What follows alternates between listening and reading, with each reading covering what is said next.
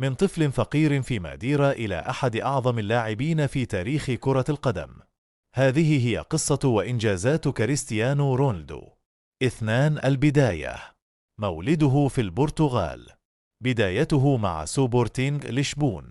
3. مانشستر يونايتد، الفوز بالدوري الإنجليزي، دوري أبطال أوروبا 2008، أول كرة ذهبية. 4. ريال مدريد، الهداف التاريخي للنادي، 4 ألقاب دوري أبطال أوروبا، 4 كرات ذهبية مع ريال مدريد.